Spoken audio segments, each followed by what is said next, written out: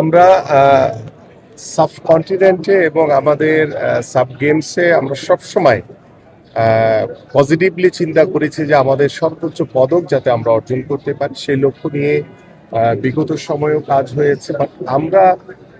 দায়িত্ব নেওয়ার পর থেকে আমাদের মাননীয় প্রধানমন্ত্রী তিনি যেভাবে আন্তরিকতার সহিত স্পোর্টসকে গুরুত্ব দিয়ে তিনি যেভাবে সকল স্পোর্টসকে সমানভাবে দেখে এবং আমাদের যে সুযোগ সুবিধাগুলো দরকার বিকেএসপি শুধু যাতে সবাই ঢাকা কেন্দ্রিক না হয়, আমরা যাতে সারা বাংলাদেশের সকল বিভাগীয় শহরগুলোর যে বিকেএসপি গুলো রয়েছে সেগুলোকেও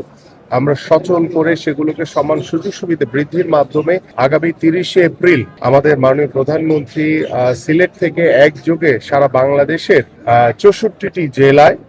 নতুন করে স্পোর্টস উদ্বোধন করবেন ইনশাআল্লাহ। এবং সেই স্পোর্টসের উদ্বোধনের মাধ্যমে আমি বিশ্বাস করি যে আমাদের তৃণমূলের 12 বছর থেকে 14 বছরের সকল কোমলমতি শিশু কিশোররা একসাথে যখন খেলাধুলা করবে এবং সেই খেলাধুলার মাধ্যমে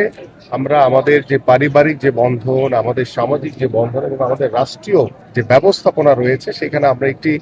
সামাজিকভাবে একটি আমূল পরিবর্তন আনতে পারবো বলে আমরা বিশ্বাস করি। এবং আজকের এই ক্রিয়া দিবসে সেটাই হোক আমাদের প্রত্যয় এবং সেটাই হোক আমাদের সেতু বন্ধনের একটি অন্যতম মাধ্যম।